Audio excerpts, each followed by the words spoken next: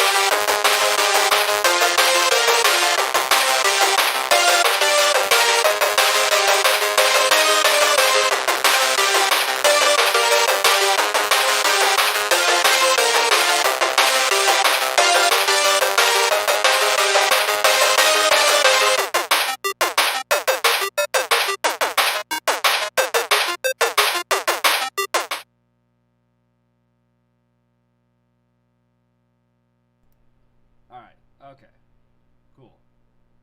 Cool. We haven't live streamed in like a week. Oh, and I don't. Jeez, I am so unprepared. Basically,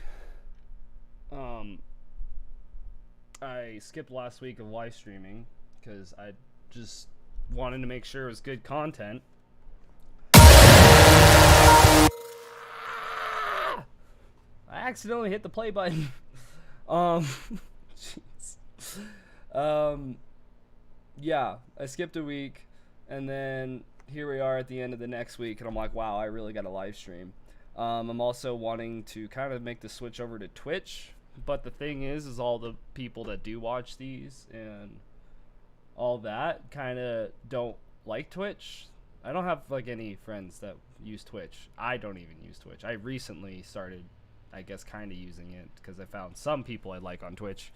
But not a lot of people want to try. And I'm also just not very ready. I had to rebuild the setup here a little bit because I recently got a VR headset, which requires me to pretty much just get rid of this wall right here and all that. We might be doing some VR live streams here soon in the near future. But yeah, I didn't live stream because I didn't think I wanted to work on this song that we're gonna go look at today. Oh, the subscriber goal's off too. I think. I don't know. I don't care. It is what it is. It doesn't live count up that it doesn't work with freaking here, let me just like test widgets. Subscribe. Because it's actually at 11. It won't do that when people subscribe. I don't know. There's another reason why I want to switch over to Twitch. Just everything works better with Twitch. Yeah. How y'all doing today? Happy Sunday. So basically, I threw this together. I don't really have a whole lot of time. I gotta go here in a couple hours. Plus, I wanted to work on some other stuff, and yeah, it's just I didn't want to. I was working on this song last weekend, and I was gonna live stream it, but I wasn't sure if I was going to make as much progress as I did. And the thing is if I'm just sitting there making something to delete it, then make something and delete it, and I'm just playing around forever, it's not really entertaining. But it ended up actually being a really good session, and I kind of wish I live streamed it. But anyway, we're gonna just do a breakdown of it so that way we can at least talk about it and the sound design in it. So it's a song I'm working on. Button's 2, right? Yeah, it's 2. Okay. The song is inspired by the music in Cyberpunk 2077, the game coming out here soon. That looks pretty cool. But it's like a take on synthwave, except for instead of being retro all the way through it, you get this like crazy acid bass. So it's like this retro future kind of track.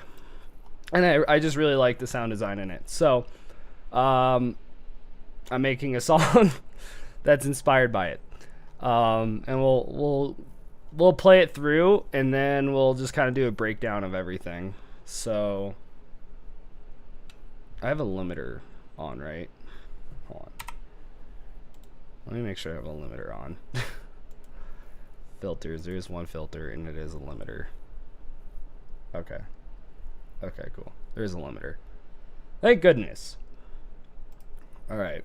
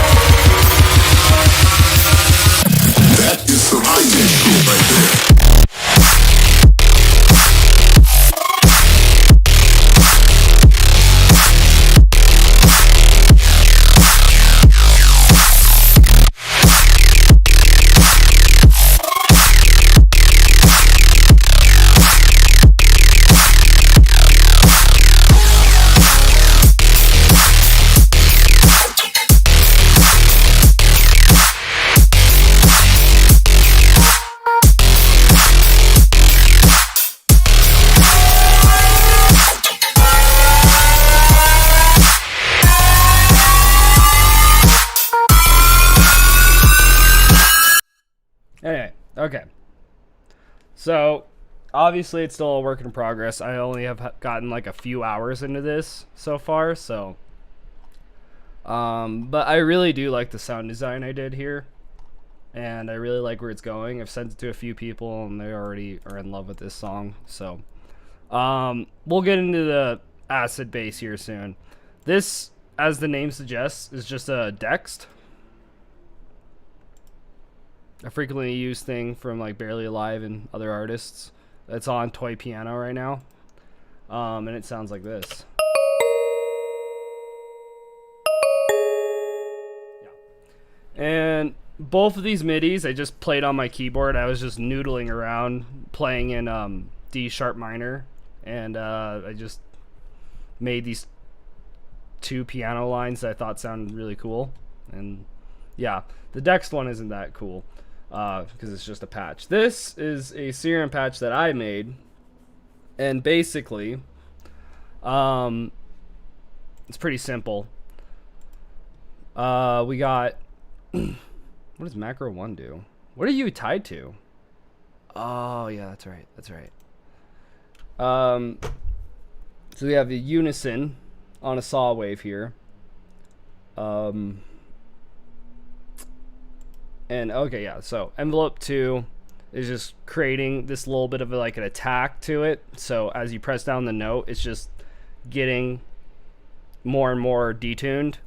So it just quickly goes there, but it adds a little bit of personality to the beginning of the note.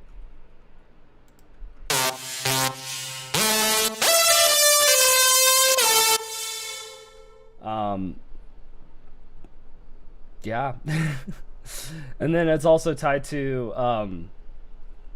a low pass filter, kind of helping create just an attack to it. The whole point of this macro one here is just to hold on, I gotta, since I just messed with that, re-enable automation. It's just to gain some like high-end intensity. So when it goes to this part right here where it goes up, where it doubles up on an octave, you see that it turns on, and that's just to accentuate just this high end, to give it some more intensity, some more in your face. And it's FM from B. I'm not even doing anything with this sync. I was just messing around with this patch all day. But yeah, it's just a sine wave up 2 octaves, and it's being FM from it. So nothing complicated over there. We go into the FX here. Let's see here.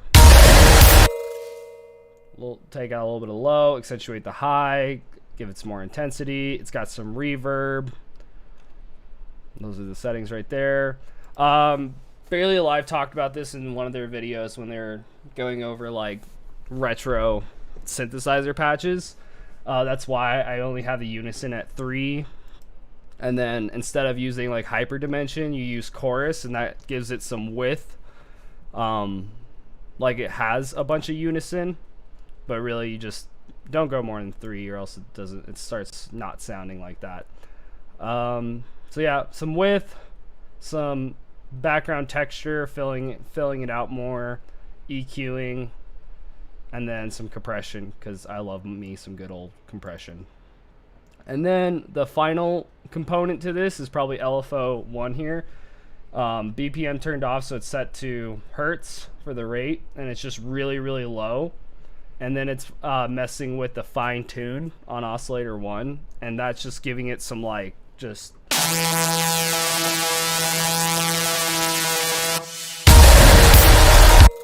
some movement, so that way it just sounds like an old synthesizer. I don't know what to tell you. Yeah, that's basically that design. Cool. We have an ambient texture from Virtual Riot's ambient texture pack. Packs. VR. Don't make this harder than it needs to be. Yeah. It's one of these D sharp ones, because, you know, it's in D sharp minor. So, yep. Faded out towards the end, towards the build up. Now, of course, this is at its core synthwave, so I use a lot of Barely Alive samples, because Barely Alive messes with the synthwave a lot. So they have really great samples for that, which is just this upsweep right here, which is just white noise. And this riser right here.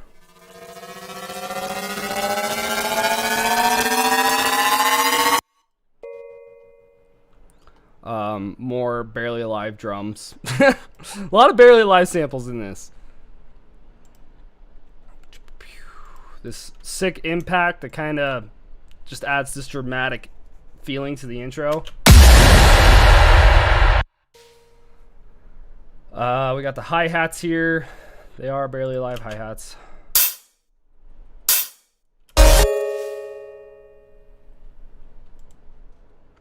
This nice sounding kick. I really like this kick. It sounds old school. It sounds like a drum machine. You can hear like it has a noise oscillator in it. Like, it's definitely more mid-range. Like, definitely not what you would typically want for a drum, but it's perfect for this kind of feel, and it quickly switches into like a I guess more of my usual drum samples that I use, more cleaner low end drum, but this is great for this like synth wavy intro. Then we have I was really lazy making this song, oh my god. And then we have a Virtual Riot sample, which is just one of his glitch sounds.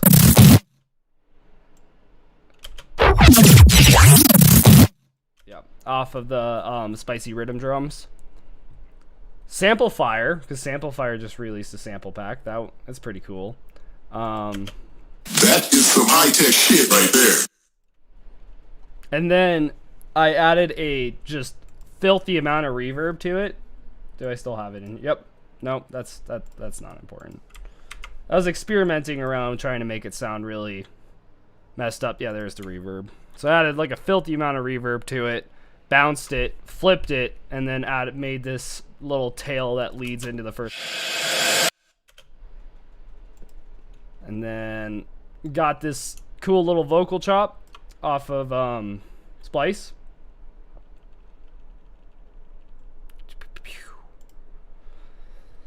Let's see.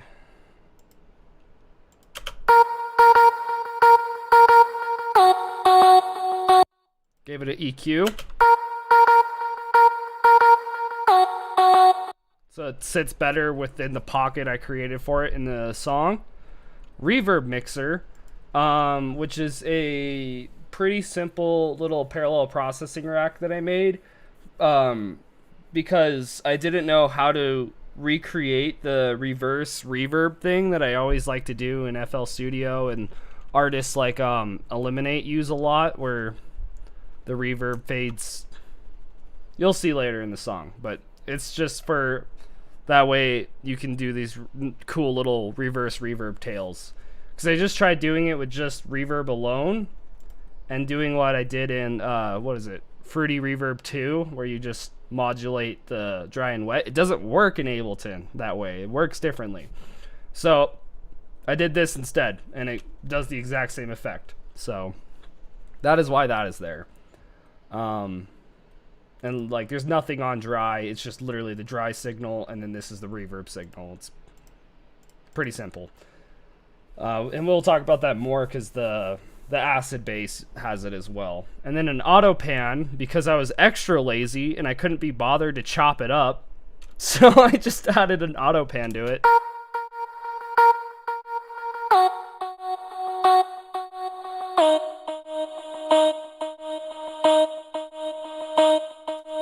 Yep. Okay, and then probably the actual highlight of the song is the acid bass right here. So let's turn that all off. Everything off. Everything.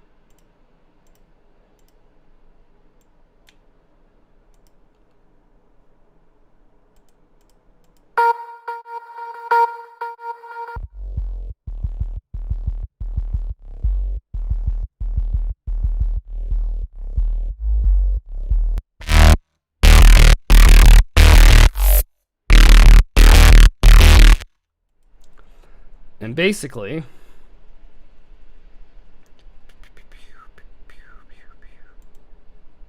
yeah, okay. So the patch is basically how you would normally make an acid bass. You have a saw wave right here, and then right here on envelope 2, we got something that kind of gives it a little bit of shape. You don't want it on envelope 1 because you still want an ongoing sound. But this mostly just plays with the filter right here, and it's got a sharp resonance, so that way it kind of adds this little pew, pew, pew, pew. If we turn off angry right here. So you got your basic acid bass right there. And then, let's see here. Envelope 2 is also modulating the level to give it a little bit more of an attack at the beginning when the note is hit. So that way, because that's like at least what I can tell is the predominant feature of an acid bass is it's got this nice just punch to it at the beginning. And then we have, we'll get into that later. That one's weird. It's a weird thing going on right there. The angry knob here is actually just introducing oscillator B. And since that's not going through the filter, it's got this more held down part. So it's got this buzziness. So this is like the acid bass, and then this gives it some like distortion and buzz.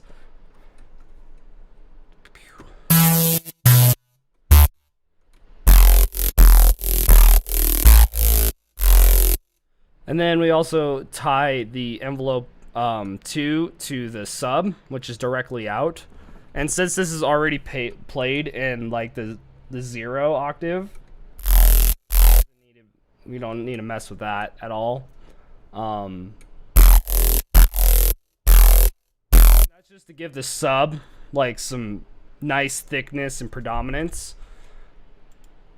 And then we get into the patch here. Hyperdimensions, really just distorting it more, just giving it more of that really just filthy vibe to it, followed by a tube distortion, which if you do it this way, it'll sound cleaner. If you do it that way, it's more distorted, which is good. That's what we want. We just really want this to be filthy as heck. Now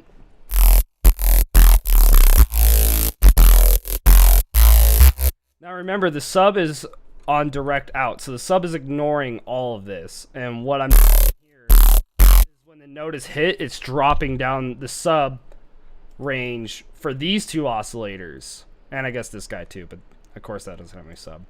That way the only sub that's really punching through is the sub oscillator, so that way we have a nice clean sub. And then it has a little, what is it, it's called a bell curve, a peak, whatever. It's being modulated.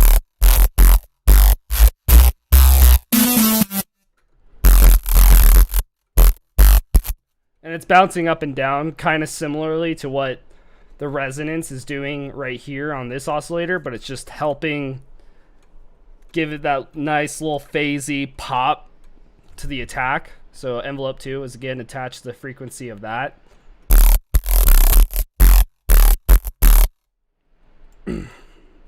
And then we got a compressor just to compress it all, make it sound nice and loud and thick and saturated.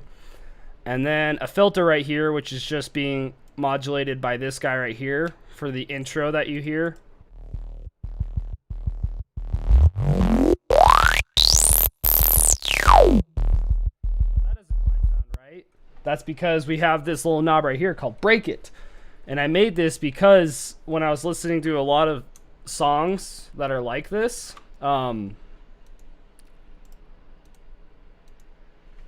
what they do is they add a bunch of variations to the bass to just make it sound just crazy. I mean, that's just kind of what I noticed, is they add a lot of variations to it. So like right here, if you listen to it, that note right here, that's the break it turning on.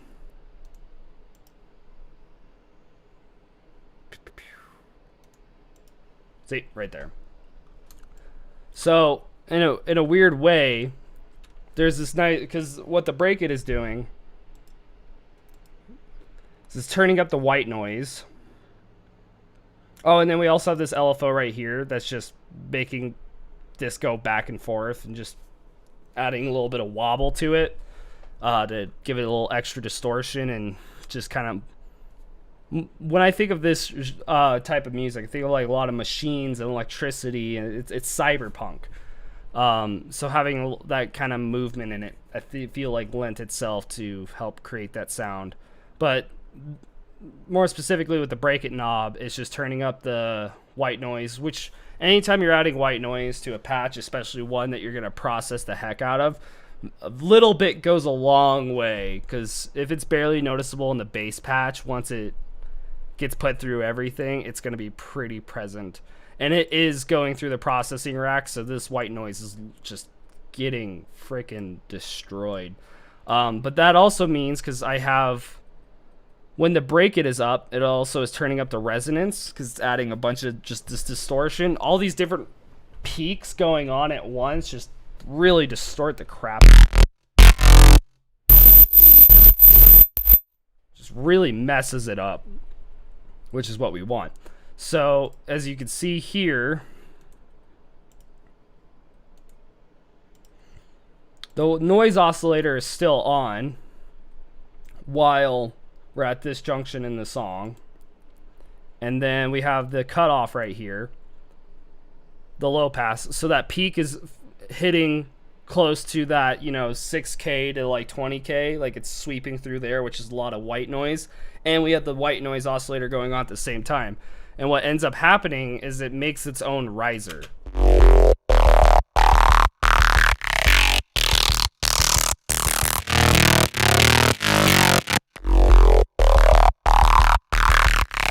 And it makes more sense once we add all the effects on it. So saturator, I feel like that's just pretty basic when you're making these heavy bass noises. It's just adding some saturation. And then a little effect rack that I call subcomb. And this is basically what I use when I have the sub in the patch. So normally, a lot of times with my basses, I will do the top bass and then I'll make a separate patch that's just the dedicated sub to it. But in some instances, like this one, the sub is within the patch. But you don't want them to bleed through, especially with all the processing. So basically, I have an EQ3 here that's just taking out the sub. And then on the sub, I have it taking out the mid and high and just leaving the sub. And that way I have two separate channels now that is for the top and for the low. So if I take this out,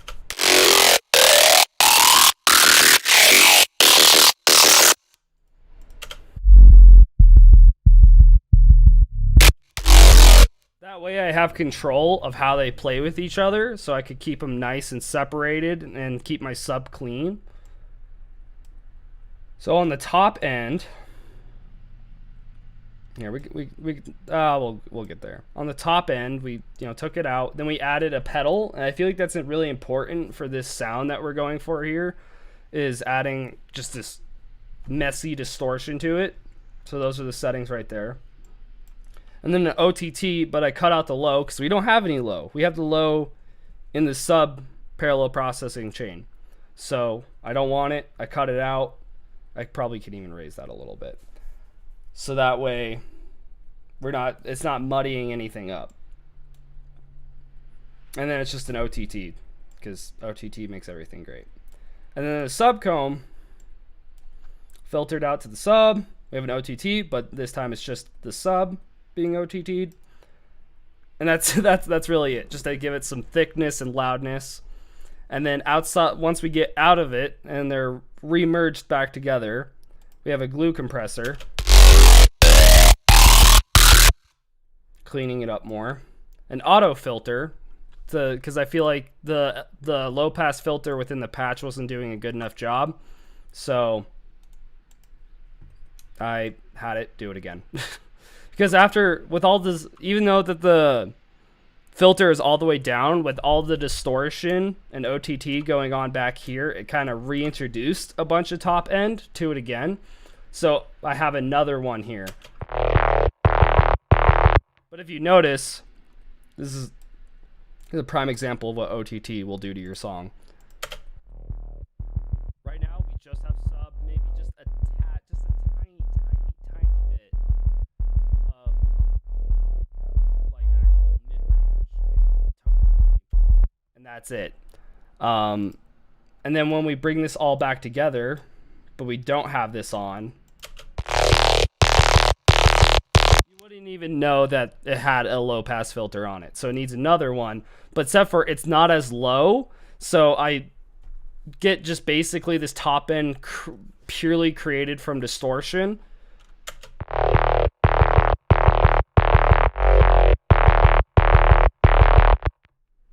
And then, yeah, that just automates all the way to coming back in for the drop.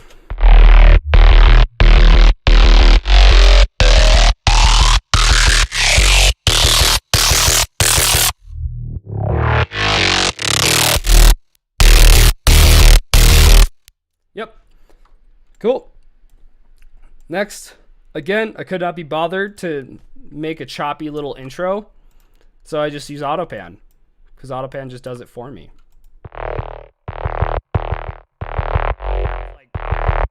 It's a little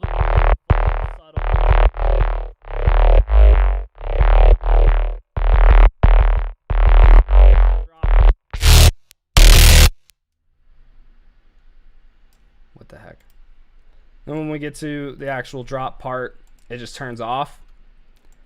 Then we added a camel crusher to add, just make it even more filthy. Oh wait, no. To be precise, what it's doing is on this first hit right here. That's right.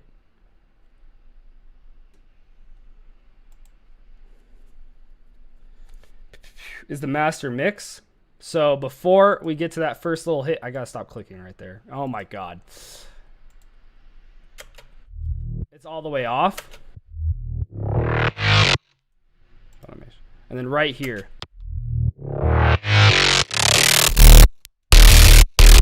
So it's just this extra distorted, loud part here. If we, here, open it up all the way. It just adds all this really fast and then takes it away again to add just like a punch to the beginning of the bar. So at the beginning of the first 4, we got that, and then the next 4, and it just adds this boom. Yep. And then, like I was saying earlier, we have the reverb mixer effect rack. So dry signal is just going straight out, and then the reverb mix. And if we show the automation there, it adds this little reverse reverb here. So we got...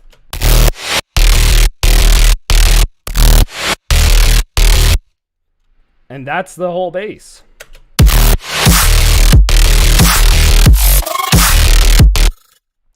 This noise right here was made because I was throwing vocals in and out from Splice.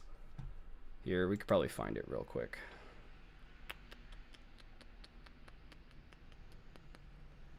I'll go to instruments, vocals. D sharp minor. Oh geez, which one was it? It was this one.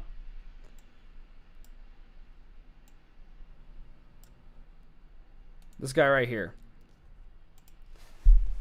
And I didn't end up keeping it because I just felt like it was a little too just like, I don't know, weird feeling. It didn't work as well as I want. It wasn't going quite the direction I wanted it to go. But I noticed this little glitch noise right here at the end. And I was like, oh my god, that's cool. So I just kept that and then added a bunch of effects to it. Like a frequency shifter, because basically I planned out the bass before I added any of these effects in. And I had an F sharp right here. And this was hitting around F for whatever, yeah, which is the 2nd degree in the scale.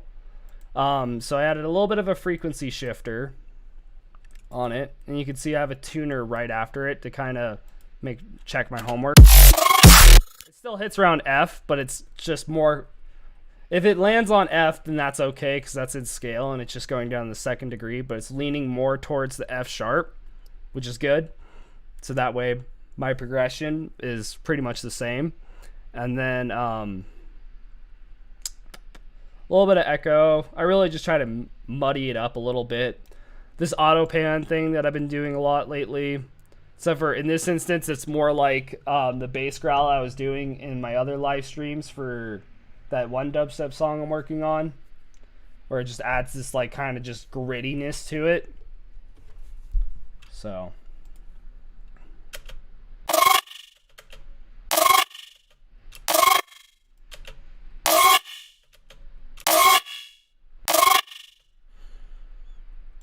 OTT, because that's like adding freaking salt to a dish. You always need just a little bit of, you know, just sprinkle that a little bit in there. Just saucies it up. Add some girth. Okay. Am I gonna get... I've been watching too much Eliminate. EQ. That's a pretty radical looking EQ. I don't know what I was thinking, but that sounds good, so I guess it works. Oh! It's automated to give it some movement to it. And then an effector, because it's one of the few things I miss about FL Studio, but I could get it in Ableton, so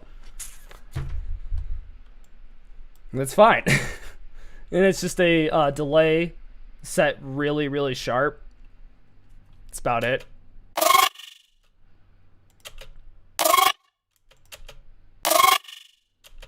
Yep. Pretty simple little glitch noise. And then that comboed with this little hit here that has the white noise, and it's got the break it macro all the way, or almost all the way up. Fun. And then we got the patch over here. This is one I made this morning. I really like this patch. This is a really cool patch. Basically what's happening here is we got a Virtual Riot FM square table. And then we got, it says sub tape. This is the table I use for my sub, but it's also really good for if you just, for when I want just a quick sine wave that I could add harmonics to whenever I want. That's all that table really is. And it's just FMing the FM squared. So it's FMing an FM for whatever reason. And then the controlling the level using these really, really sharp peaks here to just make them just sharp and punchy. Hyperdimension, delay, ping pong, have it set to like 19. Basic stuff here. This is to add some metalliciness to it. So here we'll break this down real quick. We'll break this all down.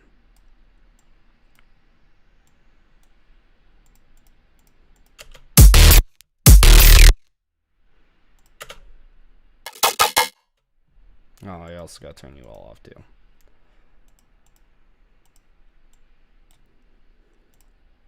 Ba-da-ba-ba-ba. Okay. So with just modulating oscillator 1, oscillator A, with a little bit of FM from B, that's what we got. We got a high notch filter where the low end of it has a little bit of resonance, and then you got the notch, and they cross each other, and it adds this little like snappy. It's something I do a lot in the bass noises I do like this. It just adds this little weird whipping kind of noise to it. It's cool. It's cool. I like that. I like that little effect. This is probably the filter I use the most in my most recent basses. A little bit of hyperdimension. Add some messiness to it. Delay. This is where the metallic element starts coming in.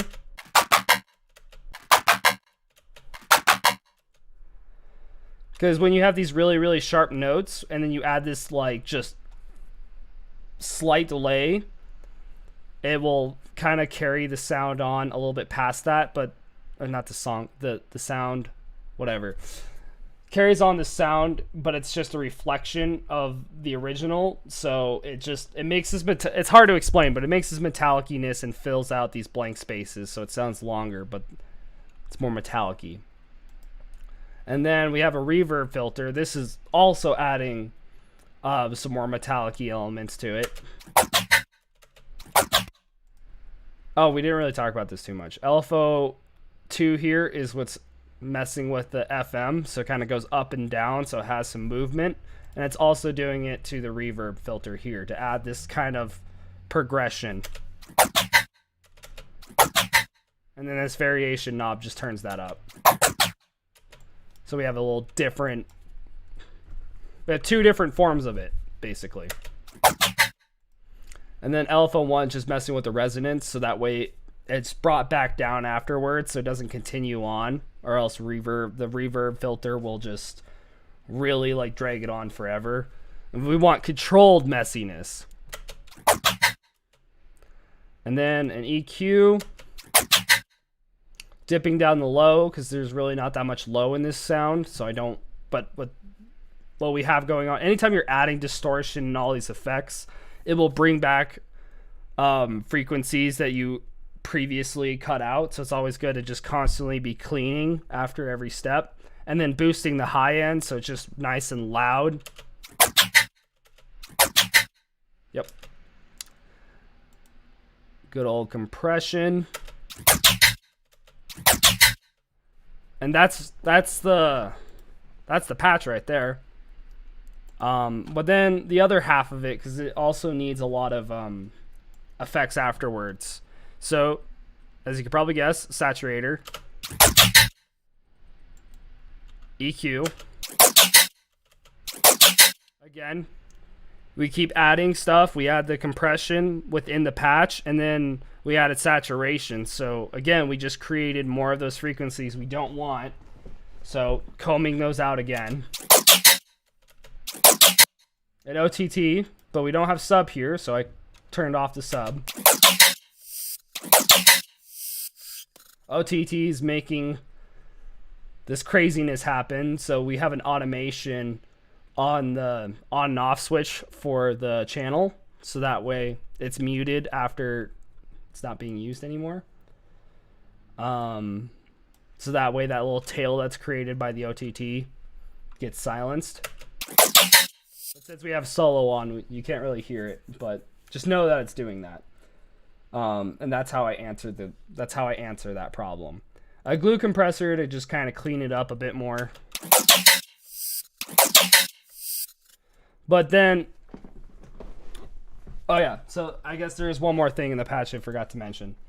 There's a little bit of phasiness going on before when I had the width all the way up, so I turned the width down, but now it's in mono and it doesn't sound very wide and kind of can get smothered by the song pretty easily.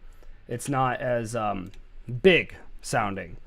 So we added an echo here, but it's not really actually doing any delay or anything like that. It's just making a signal in the left and right field, and they're just ever so slightly off from each other because I have it set to ping pong.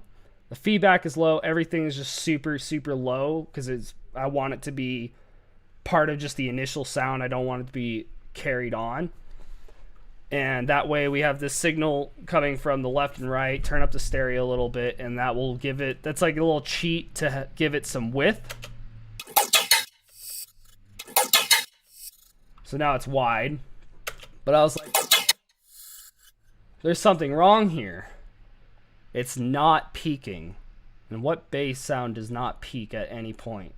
So to give it that crunchiness and force it to peak pretty much, I added a little sausage fattener to it, just to give it a little bit of sauciness, some extra energy. And that's how that patch is made.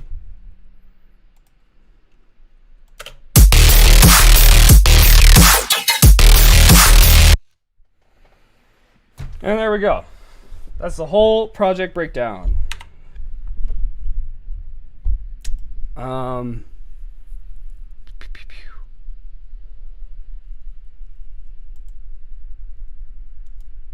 Made. No. I'm checking to see how long the live stream's been going on. 43 minutes. So yeah. Solid stuff. I did say this is going to be a pretty short live stream for the sake of having a short live stream. Well, not for the sake, but because I have stuff to do. And for the sake of doing any kind of a live stream before I had to get on with the rest of my day. 43 minutes is still pretty short though, so we're going to keep going. I just don't know with what. I guess we could just make another bass patch here because I got this empty spot right over here. And I'm not sure how I feel about this reverse reverb over here. Like, I like it and I hate it at the same time. I don't know. I gotta listen to the drop again.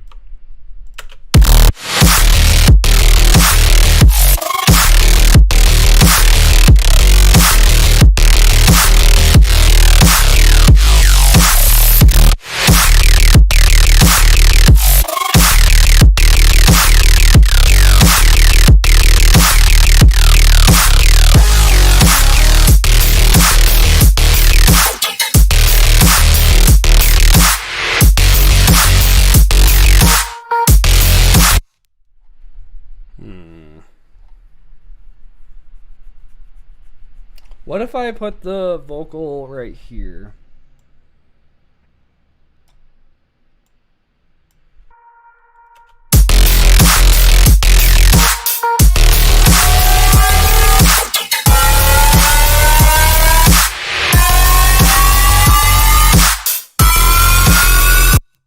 we make a bass noise for now that new empty slot.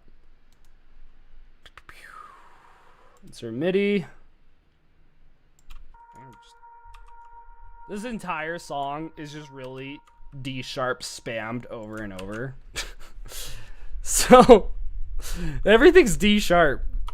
This is like the only actual melody and progressions right here, and then it's just D sharp for days. And then finally we break the D sharp repetition up here to add just a little bit of just kind of progression and movement.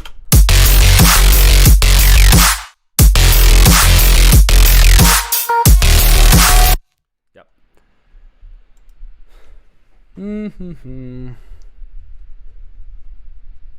So since it's like Cyberpunk and it just deals with these like very machine sounding noises, that's why I even wanted to make a sound like this. The one that goes here is probably going to be pretty similar in concept. Basically, I'm just going to make the patch again, but I'm just going to try to think about it differently so you can see me make it.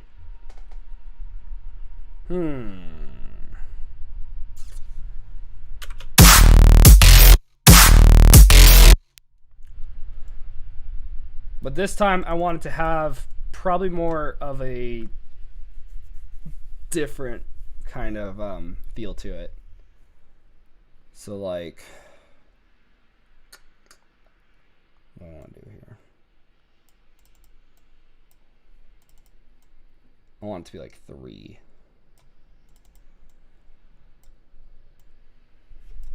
Something like that.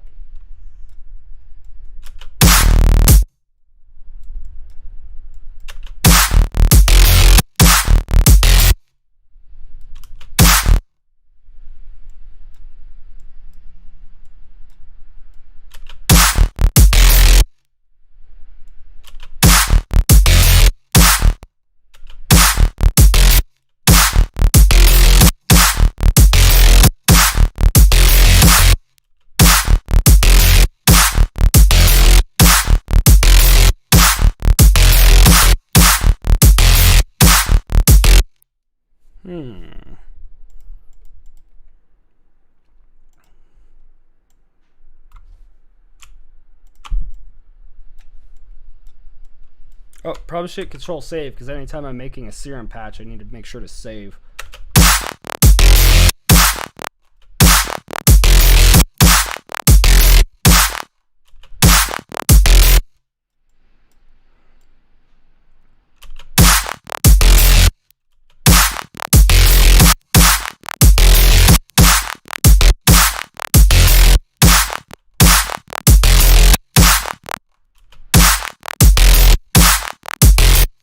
Instead of FM, maybe I'll mess around with like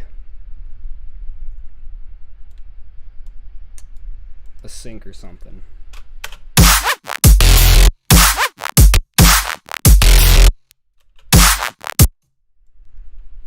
Do something like this.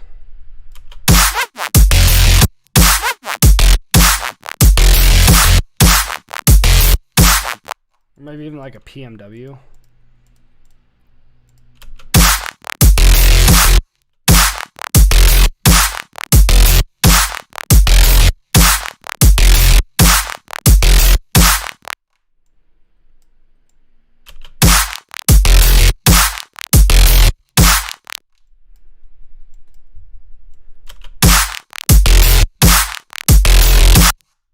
What if I did this?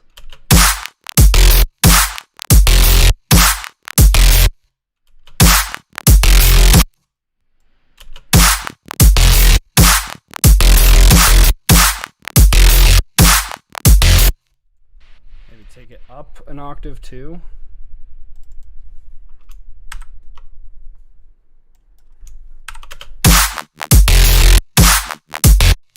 More. Sharper. Like, yes.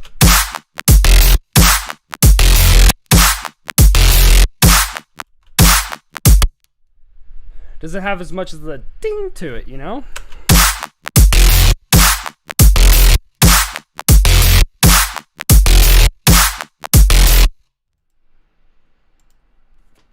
I don't want to get into the effects until I kind of get the bass sound here. The core sound, you know.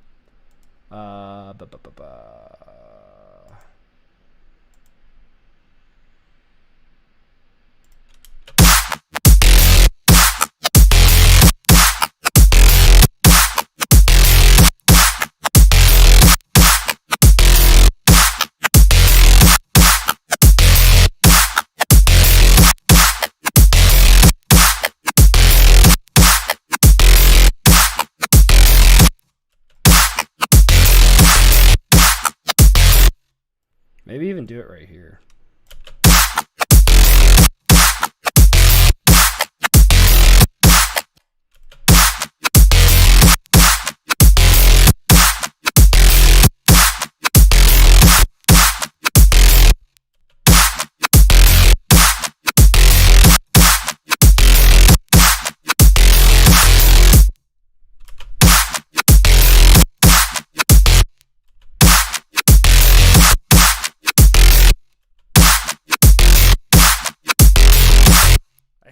I hate using this table twice in a row, but it does a really good job at making this noise. Now hyperdimension, let's just mess it up a little bit here.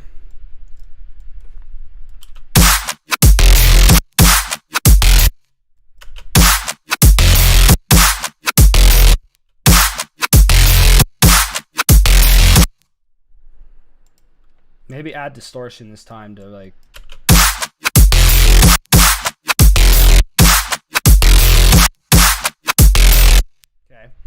Okay. Of course, the tonal delay element of it's a pretty big component.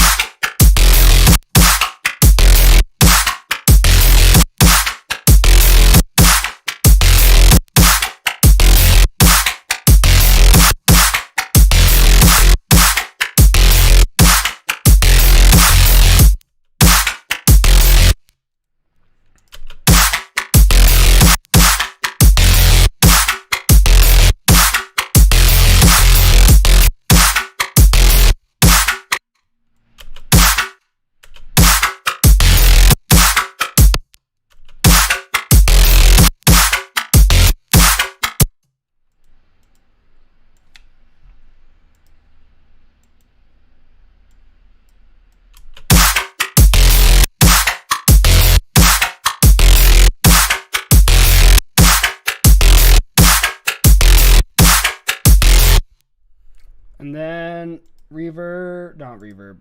filter. The reverb filter is really great for this. Also, the Combs filter is good for the metallic-y noise as well. So try different ones out. But I'm going to start with the reverb here. Keeping the kind of some of the effects the same as the other patch will help give like continuity to them. So as long as they're just different enough to not sound like the same thing, but have similar elements to them so they sound like they belong in the same song.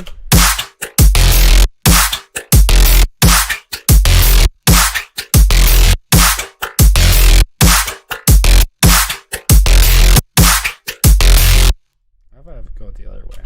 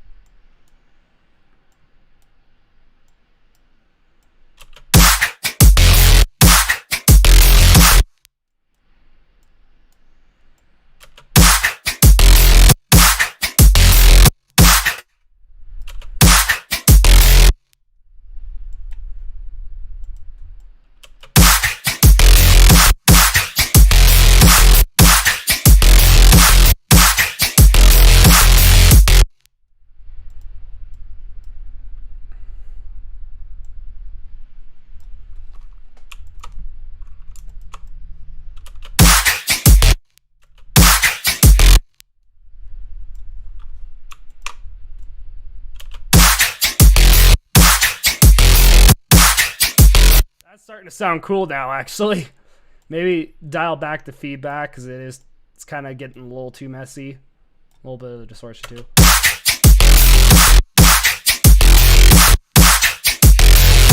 I'm probably going to need to do the same thing again where I automate the channel so that way it doesn't carry on past the quarter note that it belongs to. So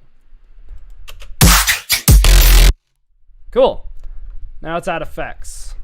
So saturator. I'm gonna drive up a little bit. 1,000 seems okay with me. Maybe a little bit of the bass.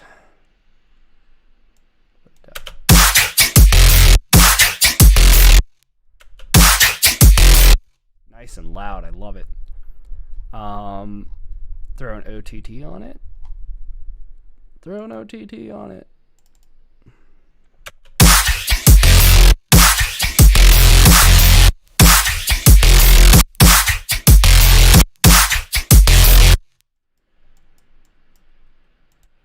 What are you doing?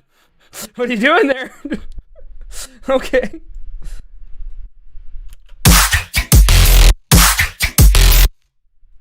Yeah, just compress the shit out of you.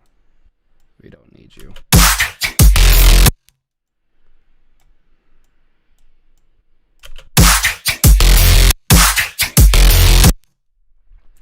Glue compressor. Clean it up. Really short release with a long attack. Threshold. Probably some absurd amount. I'll boost that a little bit more. I love the number 3.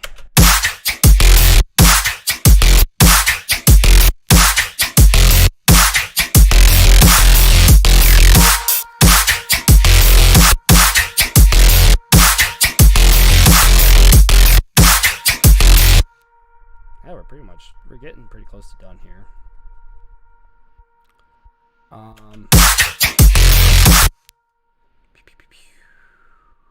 What can we do to get this just a little bit more?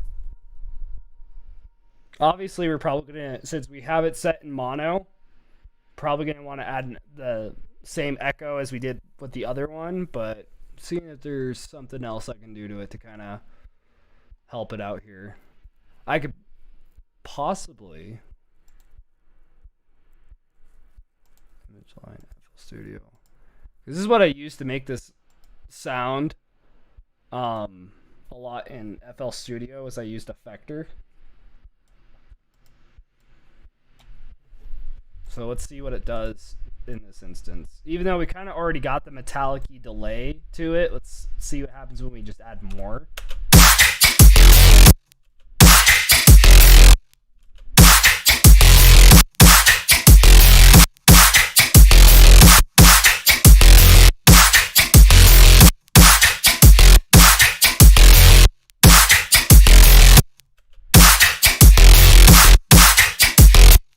it's already pretty messy and dragging on, so I do want it pretty tight. Cool. All right. And actually, let's add that before the glue compressor, so that way the glue compressor is kind of helping out with the messiness. Cool. Oh yeah. Should all EQ, definitely an EQ. Let's clean it up a bit here, because I'm sure there's still sub in there.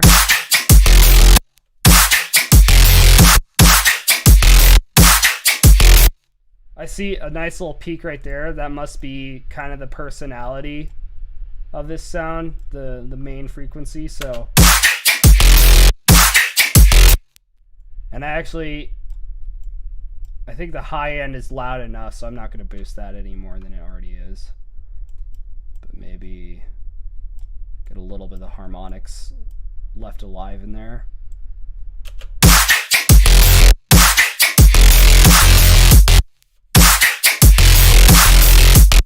Cool. And then now we'll add the echo.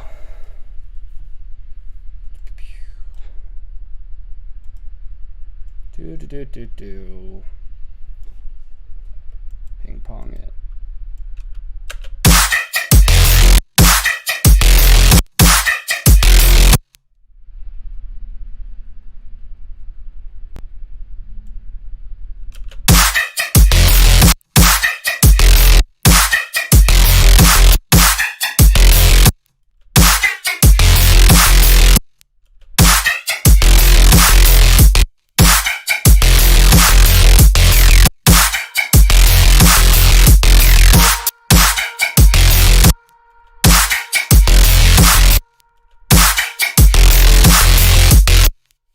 Nice. And it seems like we're just barely peaking, so we're adding a little bit of crunch. It's like a form of distortion when you like deliberately break the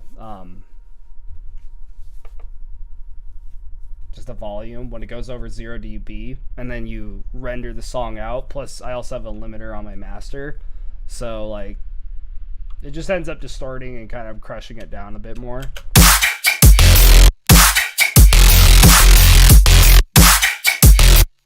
It's a bit much still.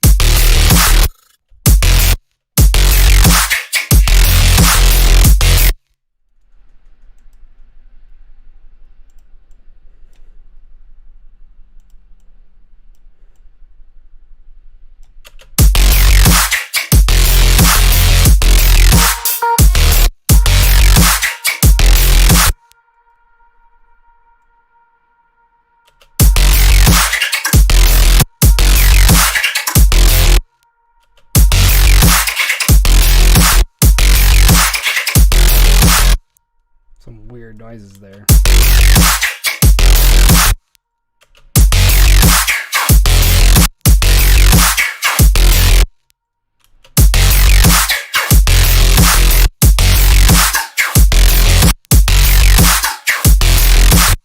Cool.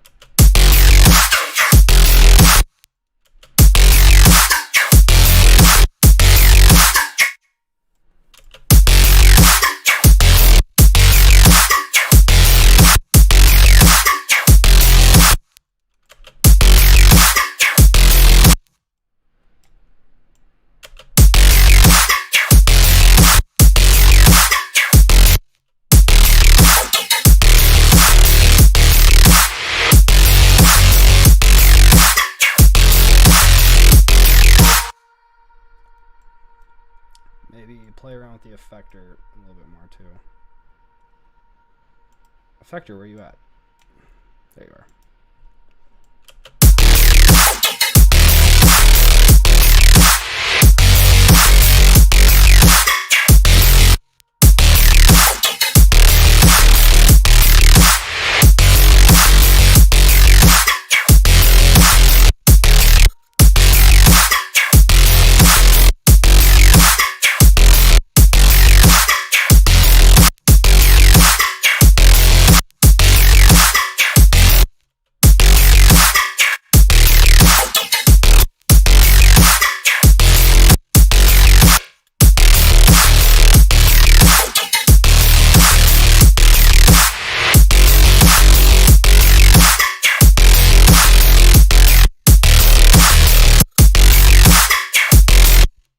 kind of doing the beep, beep, beep, almost like a tape stop, but like not. But like it's like a failed tape stop almost. So I kind of want to play off of that idea.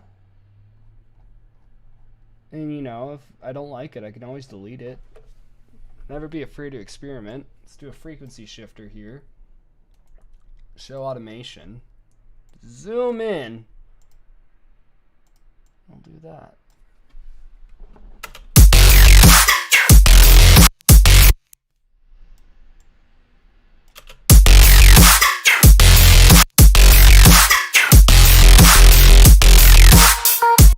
Ooh. Okay, hold on. Hold up. Hold the phone.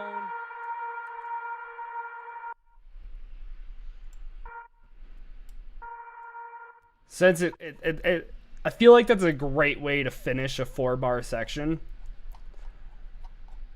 So we're going to go ahead and move the vocal back to where it originally was.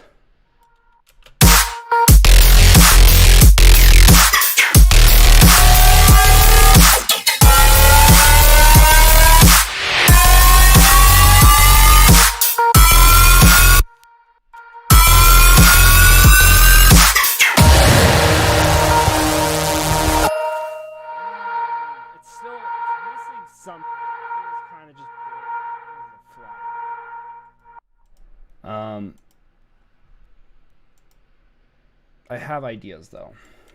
What if we did this? And give it some more.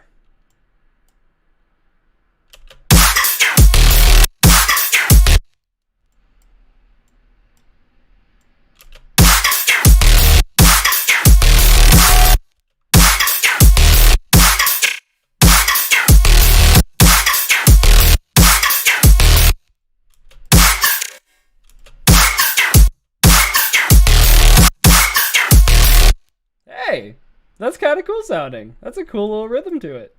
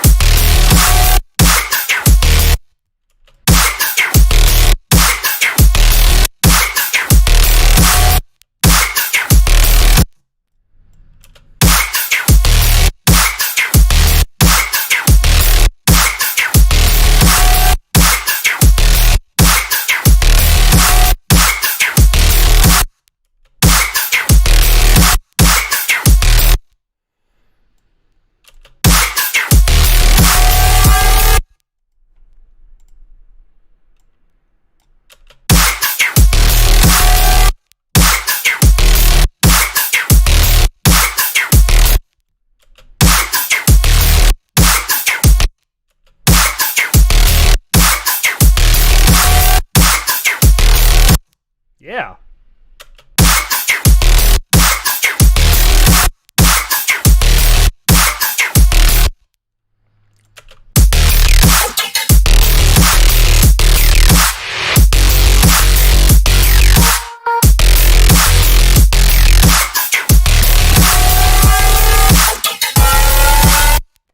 I love those sounds. I mean, I'm not gonna lie, I still love this way more. I love how right before the stream, I make this cool bass, and then on stream, I make this lame sounding one. I mean, it doesn't sound lame. I like it. That's cool. That bass, oh my god. That just sounds so sick. I named it after Sebulba. I don't know why the E got capitalized. I tried to resave it. But the E's capitalized for whatever reason. But Sebulba's Pod, because it reminds me, if you watched Star Wars Episode 1, blasphemy, I know. But that was a cool movie growing up. I like all the Star Wars movies. Fight me. I don't care. But I just remember as a kid, the pod race had like so many cool noises that these pods would make. especially like when Anakin breaks Sebulba's pod, and it just like it's crashing. It's just like boop, boop, boop, boop, boop, and makes all these cool noises. I think that's when the little dubstep artist in me was born. It's just the cool sounds I heard in like sci-fi movies. But this kind of reminds me of just like Sebulba's pod just like breaking. So it got named after Sebulba. Cool. I really like this patch. Cool patch.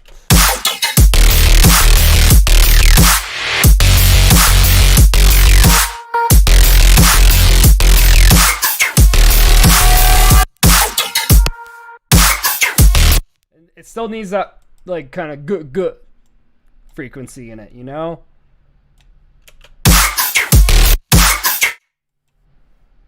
They still don't sound similar enough.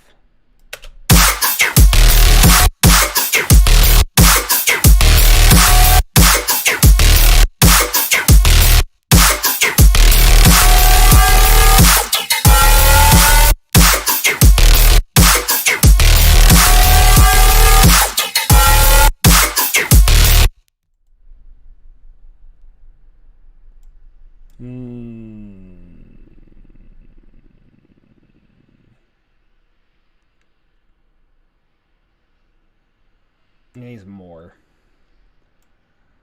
If I did something like this.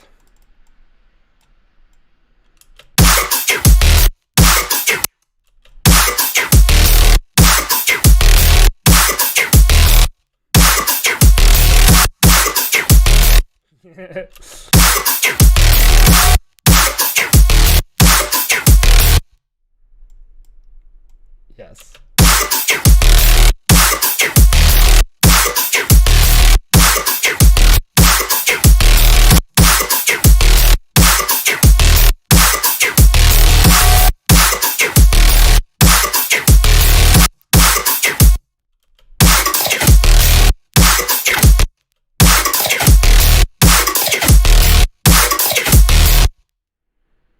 That's just a weird noise.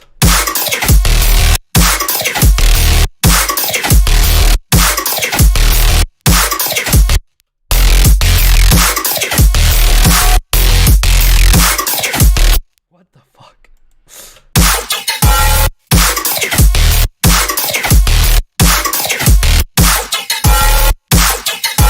Oh, I also got another cool noise out of this. This was a two-parter.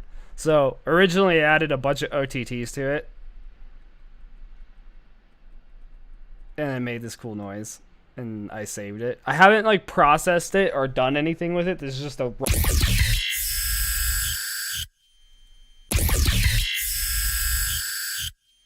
So, obviously, we gotta take that into its own session and clean it up. But...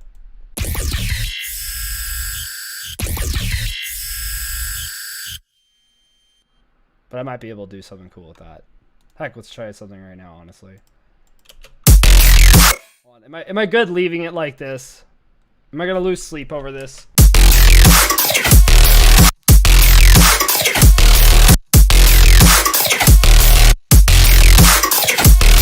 It's so crazy. So crazy sounding.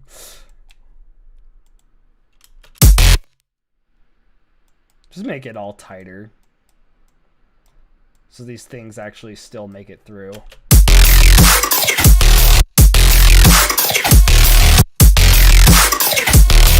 I don't know. I might keep it, I might delete it. I do that a lot. But there's a interesting little sound design thing for y'all. But I actually kind of want to mess with this right now. So. No, hey, what are you doing?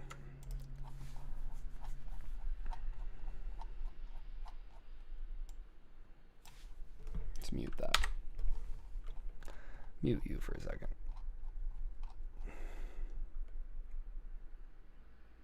So what if I did something like this?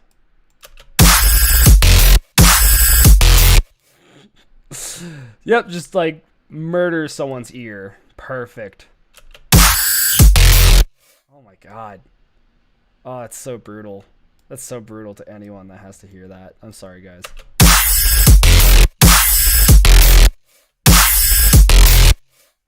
But it's like a cool little just distortion. I like it. It's just weird. Let's see if we could do something to it. This will probably be the last thing I do on stream today, but so let's try to make it good. Let's try to make this a cool sound.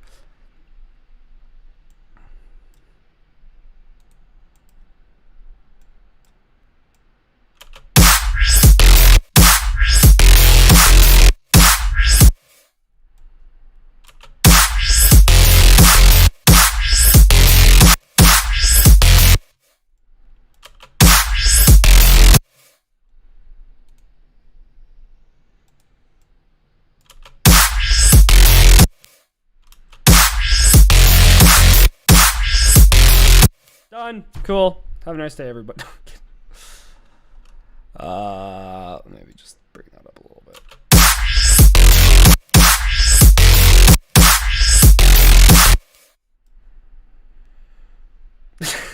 It's not an OTT to the OTT noise.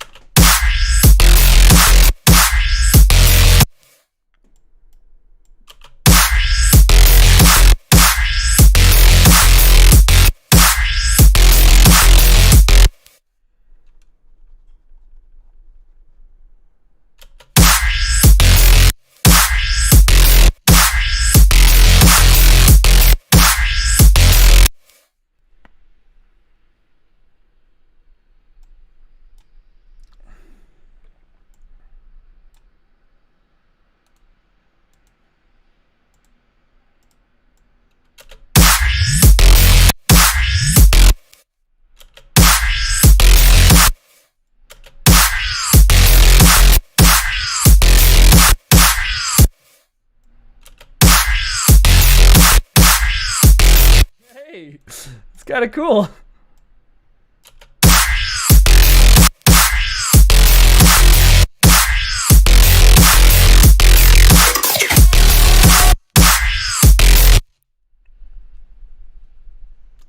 Not gonna lie, I'm not a big fan of you right now.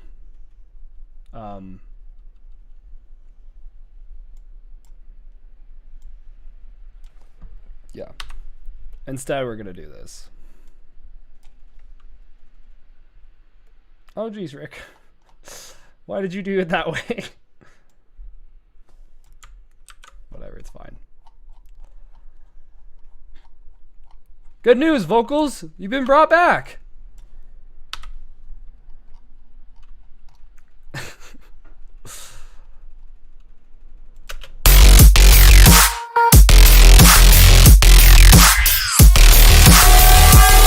That is actually so much better, though. That is so much better. But right now it's like, this is lame, this is good. How do I take it to awesome? That's what I want right now.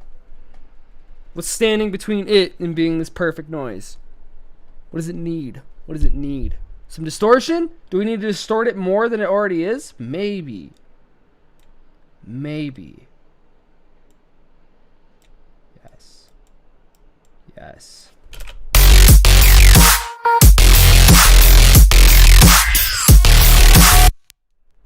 Just like trying to warm it up a little bit, you know?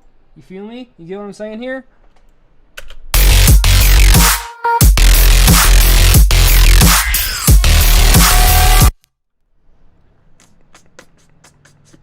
That wasn't really a game changer though. That was just a slight quality of life thing. We need something to just like really just I add glue compressor to everything, but again, that's just another quality of life thing, you know, just cleaning it up, making it sound profesh. So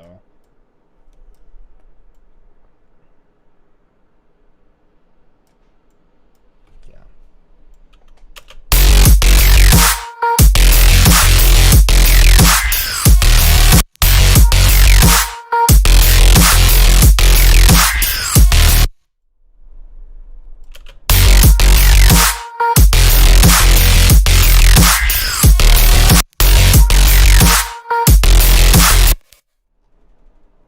Also add an EQ to it. Get rid of things that are a little harsh. It's kind of harsh around the high right now.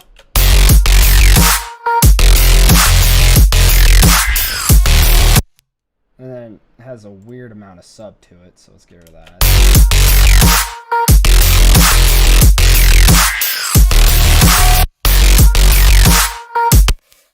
Or maybe it might not even actually be wrong in the 10K. It just might be this little hissy frequency right here. Should be around like 6K.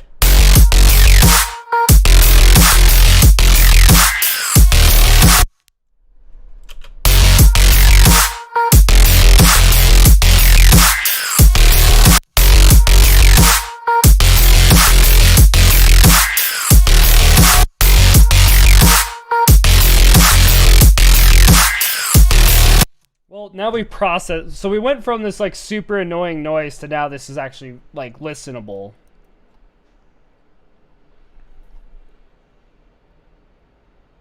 I have an idea.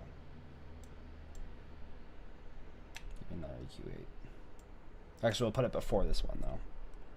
We're gonna create a little peak right here. Show automation. Yes. Zoom in. Zoom in a lot. Oh, jeez.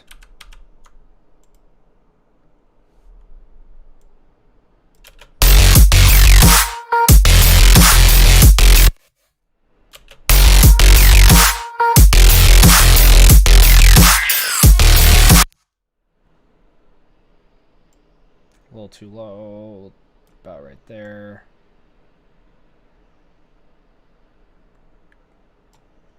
Where are we right now?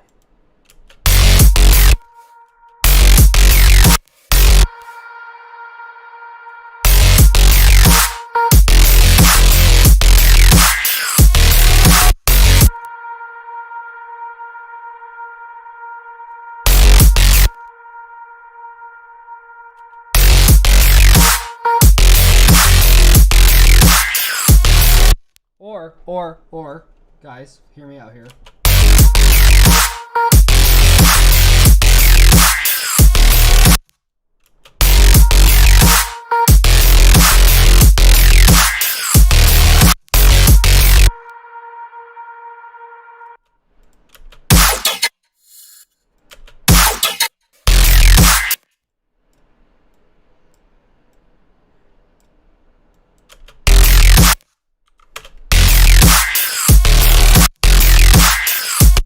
That way it's kind of getting this a little bit of a phase to it almost.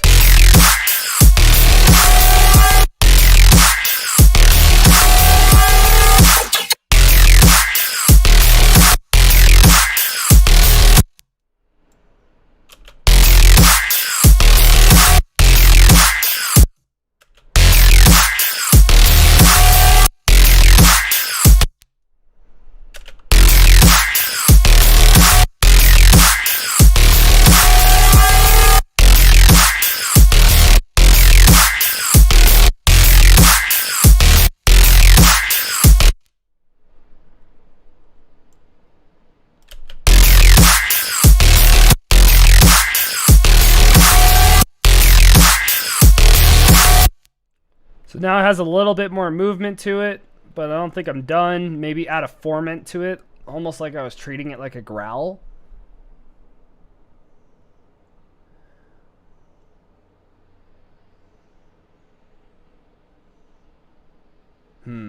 Which format would work though?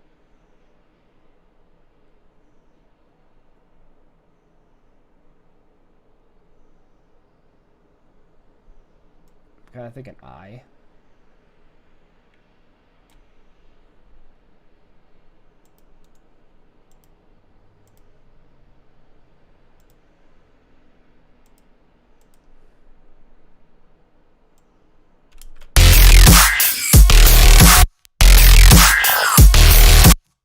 Yeah, that might work. Show automation.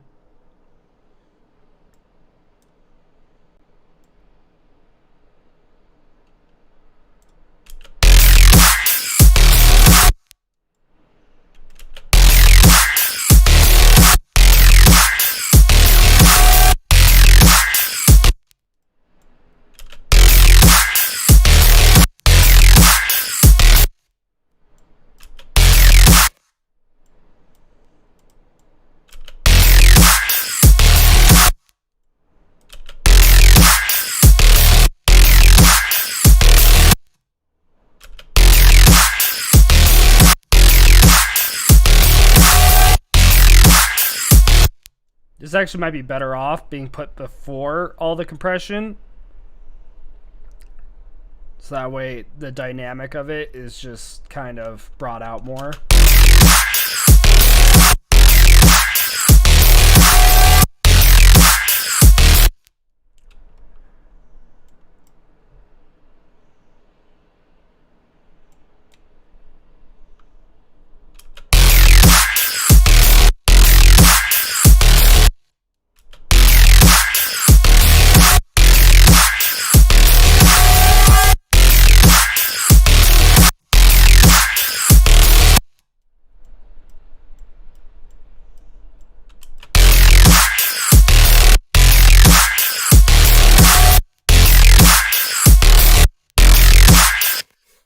Yeah. So we went from this to this. So, I don't know, I think that's pretty inspiring, honestly. You could go from just like, because this is just this guy with a bunch of OTTs on it. So, sound design's fun. This is why I love making music. Because I could take something just as OTTing a already made growl and making it into this cool new sound. It's kind of wrong to call that a growl. A glitch, an effect, I don't know, bass noise.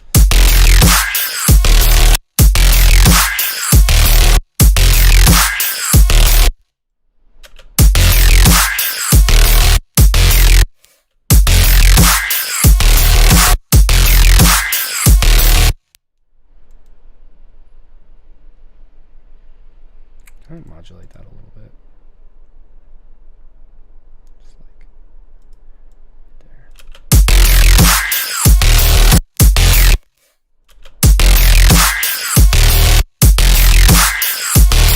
There we go.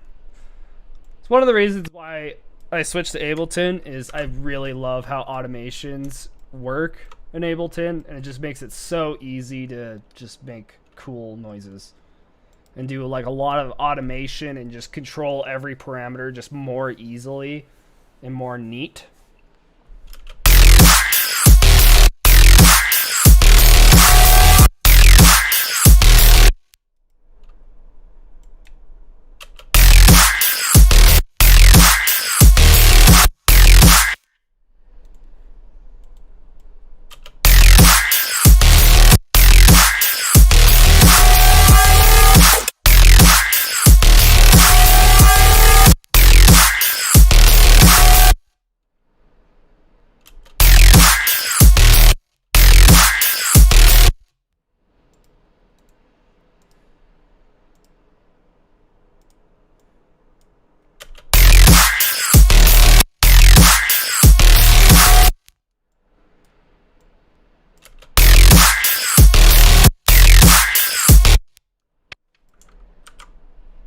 Cool beans. Now let's go ahead and listen to this drop one last time.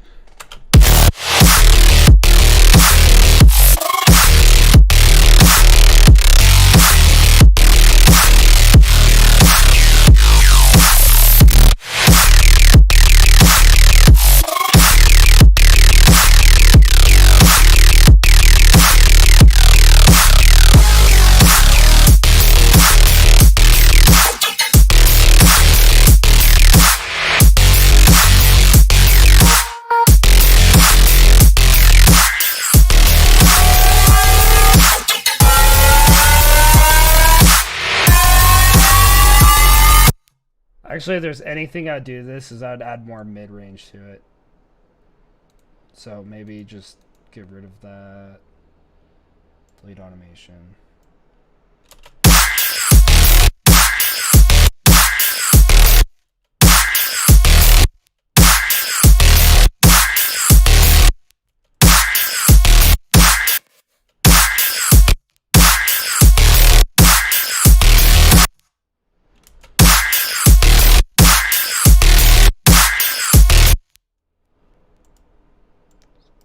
Give it more.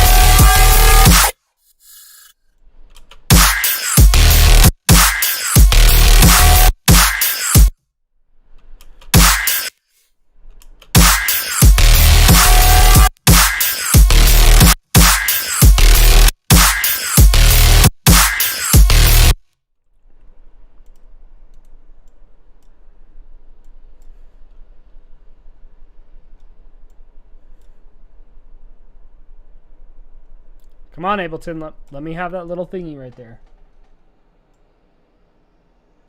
Why? We'll keep zooming in until you let me do it. There you go.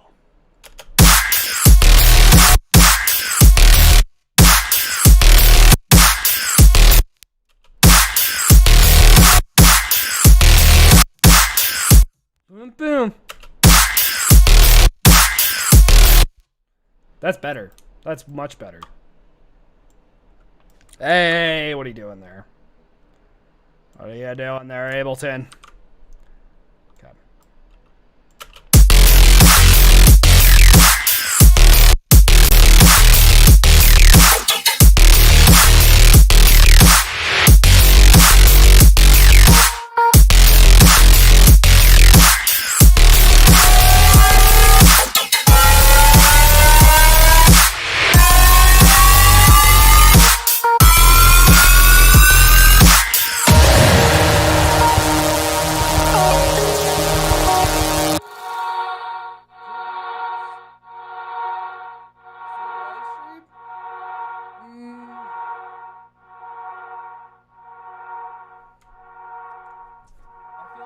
One thing this live stream is missing, and since I kind of titled it, you know, Cyberpunk bass design, and we went over this patch, but like I didn't make it from scratch, and I almost feel like I like that's necessary. Like I need to make one in front of y'all. So let's do a new live set. Okay. All right.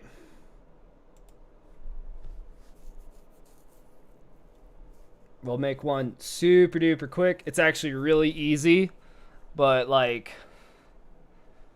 if you don't know, then you don't know kind of thing. You don't know where to begin. Or if you're new to making serum patches, it could be confusing. But really at its core, it's a very, very, very simple sound design trick. Cypher, serum, slap it in there. Turn the BPM down to 90.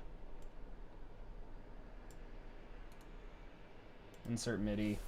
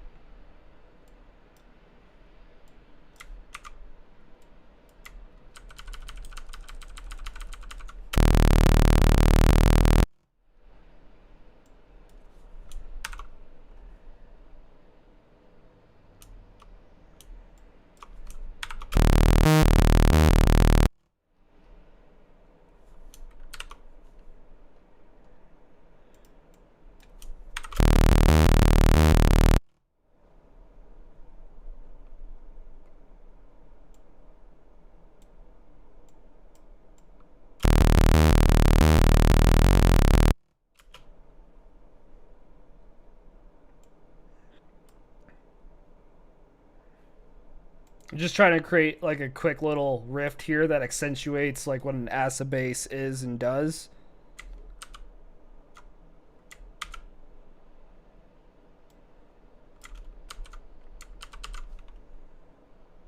Okay, I'll do that.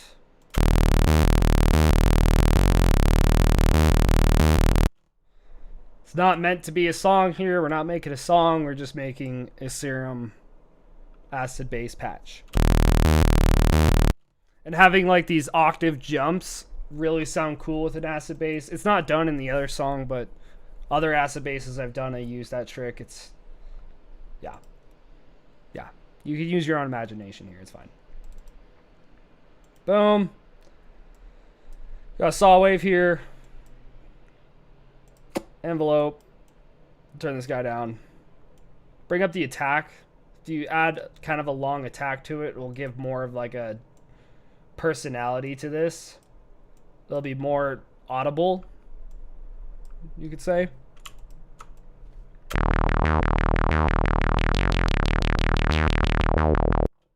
You can even add a macro to this so you can adjust.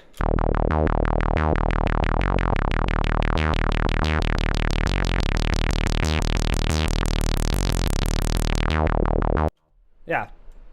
So already, I mean, that's what I mean. Like, it is a really simple design. And like in design, it's really, really simple.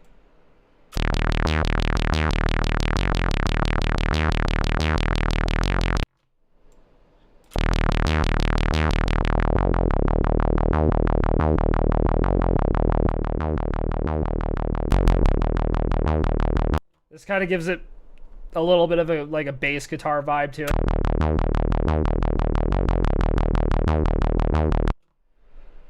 Compressor.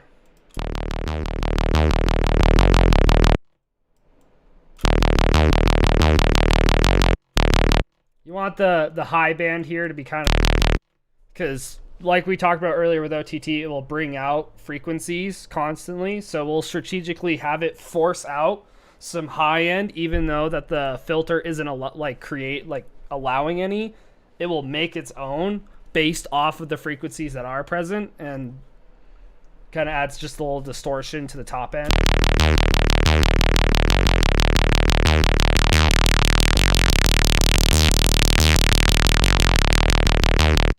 Yep. Fun on a bun. All right, we'll throw this before that.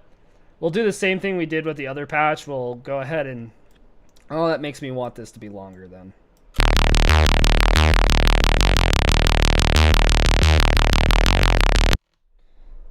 And then we'll just kind of literally delete it.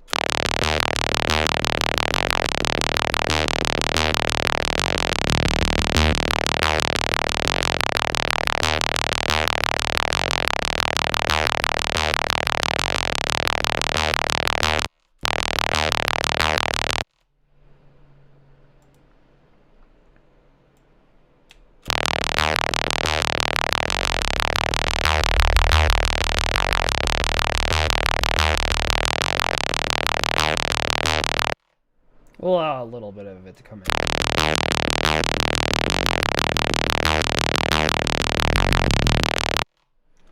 I don't like that way of doing it. I think I'll do it the other way I did. Just like this.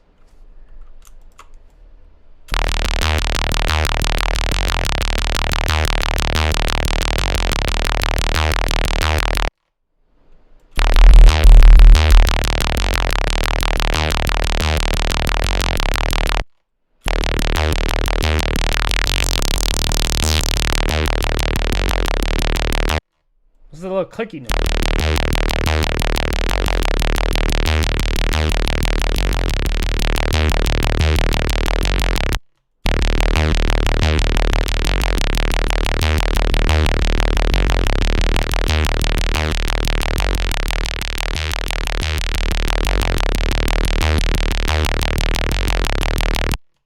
I don't know.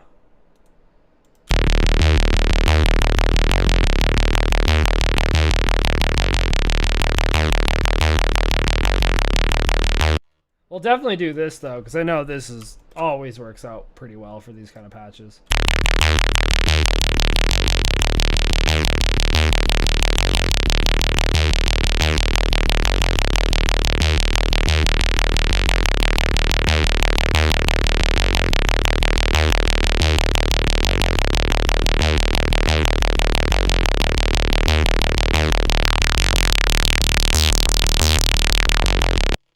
And then to make it kind of more like the other patch from the song, just add one of these.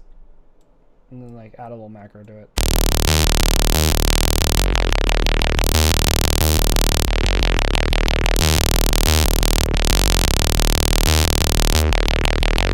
That's really all it is. This is that guy. Oh yeah, and we did a cool thing with that. We're not gonna do that. It's not necessary. And then you do a filter sweep in here or not. It's not really important to the patch, so you don't really need that. You can add noise oscillator to add variations.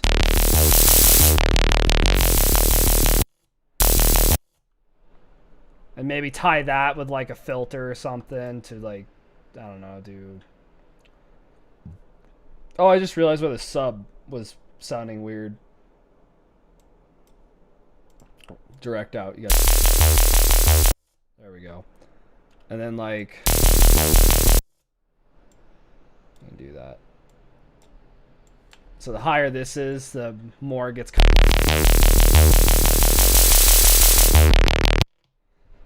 We'll even do the same thing with like the resonance.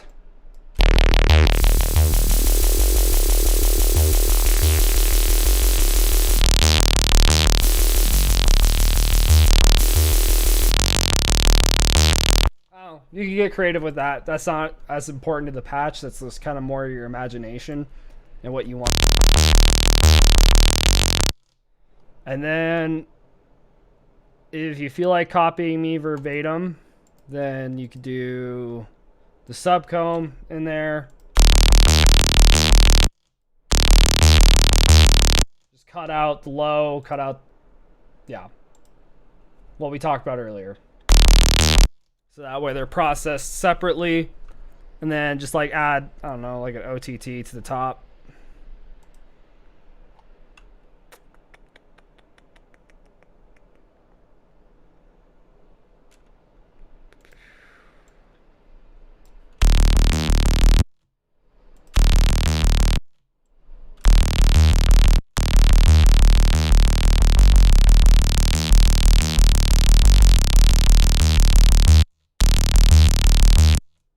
And then I think the most important part of this that really gives it the Cyberpunk 2077 feel is the pedal, wherever I could find it.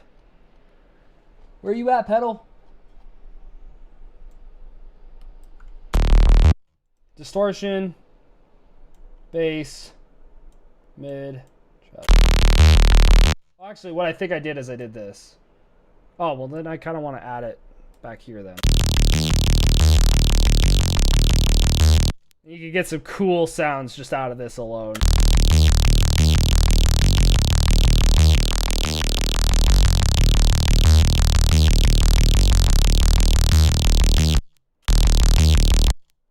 This is where this part starts to sound cool too.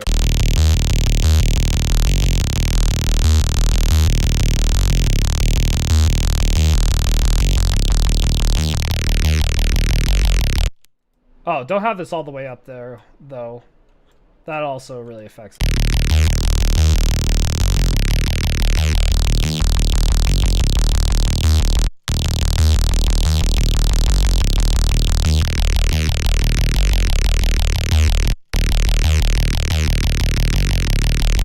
I do have the pedal in the top end for some reason in the other patch.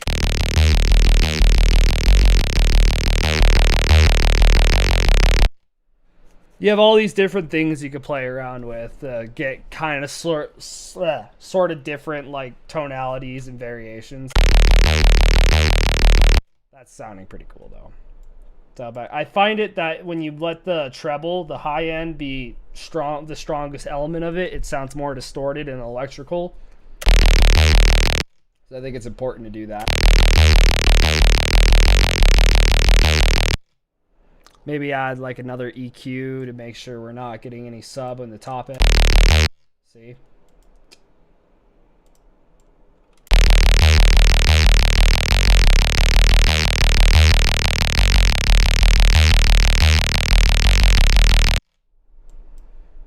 And of course, the thing that holds it all together and neats it up, add a little bit of glue compression. Short release, long attack. And what happens when you do that is that the initial punch and loudness that you have from all the compression and distortion, turn that up a little bit, then gets through at the very, very beginning of the sound. But then the attack kicks in and the compression happens, and then it gets shoved down, and it will help accentuate the transients of the noise. And since an acid bass relies heavily on that initial punch from the filter jumping up and it combing through and just, or sweeping through the frequencies with that little peak right there, that's helped creating the kind of tonality and character of an acid bass that happens right at the transients at the beginning. So it's important you compress it this way.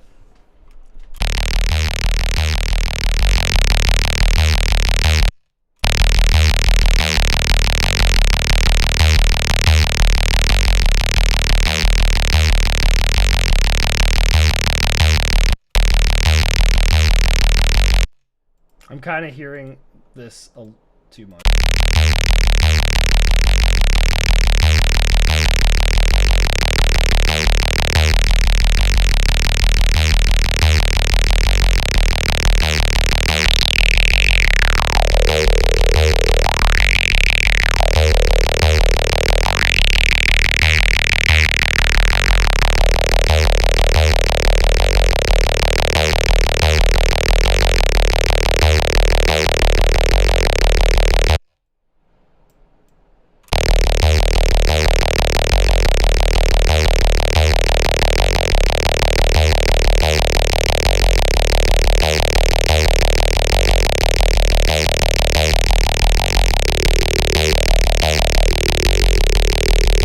You could like do like an automation with this guy. There's so many cool things you could do with this type of bass, and I'm just kind of trying to showcase as much of it as possible, so that way you can watch this video and make your own acid bass and it sound completely unique to you, because I'm giving you the tools to play with it and all these different tactics and approaches. You can put the pedal before a subcomb. You cannot do a subcomb at all. One thing you could do is just not have a sub, like not have the sub in the patch, and then filter it out, and then just in a separate instance of Serum or whatever your favorite oscillator is. You know, you can throw like a massive in there. If you use FL Studio oscillator 3 or times 3 or whatever, you can use operator and Ableton and make a sub for it that just mimics it. You have the sky's the limits, but basically these are the idea between the general idea with the sound design of an acid bass, especially along the same vein of like cyberpunky, you know. But yeah, that's how I made it. So I feel like that is a solid place to leave off the live stream. So yeah, I hope that was fun. I hope that was entertaining. If you guys have any questions or like to see anything in the future, just drop down in the comments or send me a message on like Instagram, Twitter, whatever. I'll be happy to go over your guys' topics and ideas and answer questions. Heck, if you even have a challenge for me, I mean, let's hear it. So that being said, make sure to hit subscribe, hit the bell notification, follow me on Instagram and all that other fun stuff. You'll see on the last slide of the live stream here, where I'll have all the social media links over there. So yeah, with that said, thanks for watching this video. I appreciate all of you so very much. Yeah. Peace out.